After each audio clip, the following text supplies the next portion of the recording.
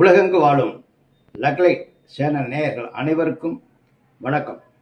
நடைபெறும் 2026 ஏப்ரல் 14ஆம் தேதி செவ்வாய்க்கிழமை அன்று பராவ வருடம் தமிழ் புத்தாண்டு நடைபெறுகிறது.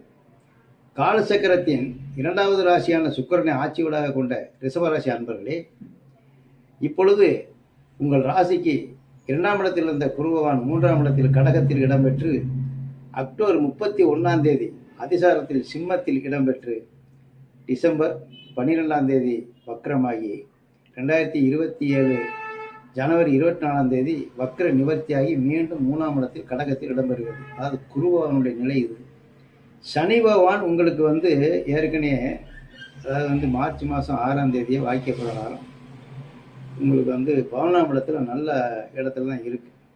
11ஆம் இடத்துல எந்த ஒரு கிரகம் இருந்தாலும் நல்லது தான். அது உங்களுடைய சனி யோகாதிபதி உங்கள் ராசிக்கு 11ஆம் இடம் நல்ல இடம், லாபஸ்தானம்.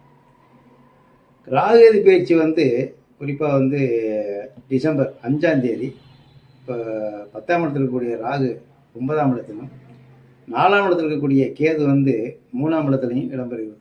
அப்போ இந்த 4 கிரகங்களுடைய இந்த இடப்பயிற்சியை வைத்து ரிஷபராசி அன்பர்களுக்கு பலன்களை கணிக்கும் பொழுது இந்த புத்தாண்டு பலன் தொழில்துறையில் கண்டிப்பாக நல்ல முன்னேற்றம் இருக்கும். அது எந்த ஒரு தொழில் செஞ்சாலும் சரி, சிறு குறு தொழில், பெரிய தொழில் நிறுவனம், வியாபாரங்கள், இதெல்லாம் உங்களுக்கு சிறப்பான பலனை தரக்கூடிய வாய்ப்புகள் இருக்குது. வீண் அலைச்சல்லாம் கூட குறையக்குள்ள வாய்ப்புகள் இருக்கும். அப்போ பணம் வரக்கூடிய நிலை இருப்பதனால, பேங்க் பேலன்ஸ் உயர்றதுனால உங்களுக்கு இன்வெஸ்ட்மெண்ட் பண்ணுறக்கூடிய வாய்ப்புகள் இருக்கும். எது ஒன்றுலுமே அதாவது இடம், வீடு, நிலம், வண்டி வாகனம், அதாவது சுப செலவுகளை உங்களுக்கு வீட்டில் நல்ல ஒரு சுப நிகழ்ச்சிகள் நடக்கிறது, திருமண வாய்ப்புகள், இதெல்லாம் வாய்ப்புகள் அதிகமாக இருக்கும். தாயாரினுடைய அதாவது உடல்நிலை கூட ஆரோக்கியம் பெற்று நல்ல நிலையில் ஆரோக்கியம் பெறக்கூடிய வாய்ப்புகள் இருக்கும். மாணவர்கள் நல்ல மதிப்பெண் பெறக்கூடிய சூழ்நிலை இருக்கும். ஆனால் மகிழ்ச்சி, சந்தோஷம் ஏற்படும். வீட்டில் மதிப்பு இருக்கும். அதாவது ஸ்கூலில், காலேஜில் உங்களுக்கு நல்ல மதிப்பு பெறக்கூடிய வாய்ப்பு இருக்கும். படித்து முடித்த மாணவர்கள் இப்போ இந்த வருஷம் பட்டப்படிப்பு முடிச்சுட்டு உடனே வேலை தேடினீங்கனாக்கா கண்டிப்பாக வேலைக்கு அப்பாயின்மெண்ட் உடனே அடிச்சிடுவாங்க.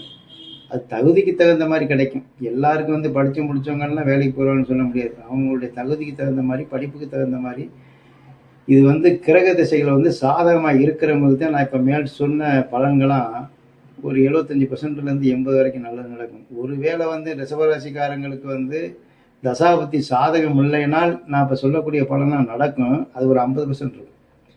தசாபத்தி சாதகமாக இருக்கிறவங்களுக்கு உங்களுக்கு ஒரு 75% 80% இருக்கும் அப்படின்னு சொல்லலாம். அப்போ இந்த வேலை வாய்ப்பு ஏற்கனவே நீங்கள் வேலை தேடி வெயிட்டிங் லிஸ்டில் இருந்து கிடைக்காம இருந்தாலோ, நல்ல இடம் கிடைக்காம, அதாவது டிரான்ஸ்ஃபர் ஆகக்கூடிய நிலைக்கெல்லாம் எழுதி போட்டிருப்பீங்க.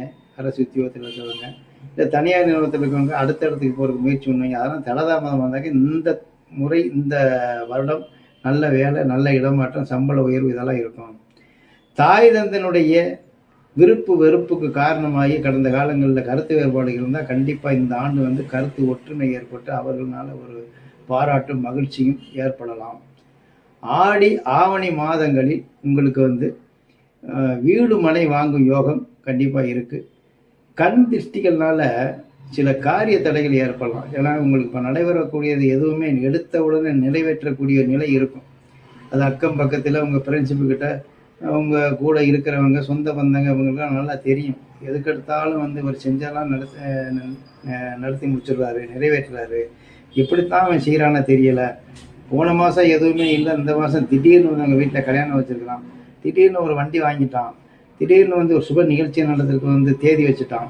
இப்படி இது மாதிரிலாம் ஒரு பேச்சுக்கு ஆளாகக்கூடிய அந்த நிலை ஏற்படும். நல்லதும் நடக்கும், அந்த நல்லதுக்கு திருஷ்டியும் ஏற்படும். அப்போது அதனால சில காரிய தடை ஏற்படலாம். அதுக்கு பரிகாரம் என்னன்னு நான் பின்னாடி சொல்கிறேன்.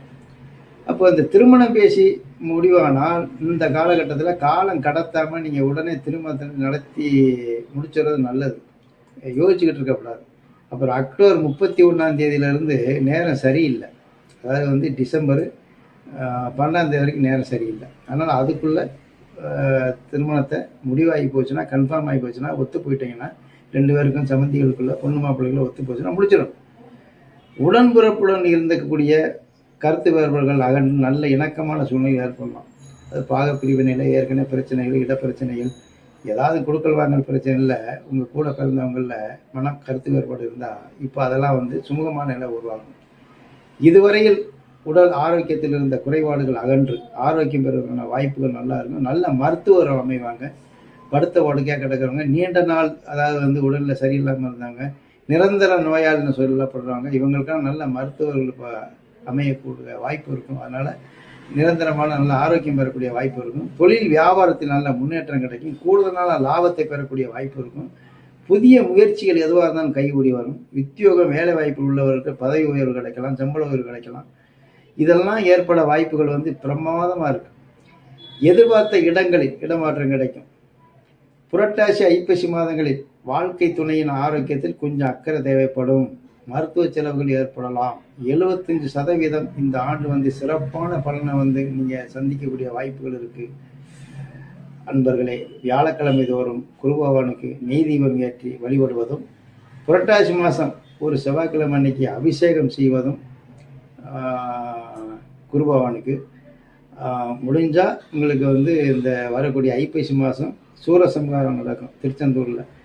அதுக்கு நீங்கள் திருச்செந்தூரில் சென்று வழிபட்டு அந்த நிகழ்ச்சியில் கலந்துக்கிட்டு வந்தீங்கன்னா மிகச் சிறப்பான பலன்களை எதிர்பார்க்கலாம் என்று தெரிவித்து, நமது நேயர்கள் எண்ணிய முடிதல் வேண்டும், நல்லவே எண்ணல் வேண்டும், திண்ணிய நெஞ்ச வேண்டும், தெளிந்த நாள் அறிய வேண்டும், அதற்கு ஏறானை காவிலுரை எண்ணானை கண்டளித்த போரானை கண்டுதனை போற்றினால் வாராத புக்தி வரும், பக்தி வரும், சம்பத்து வரும், சக்தி வரும், சிக்தி வரும், வெற்றி பெறும் என்று சொல்லி வாழ்க வளமுடன். நன்றி, வணக்கம்.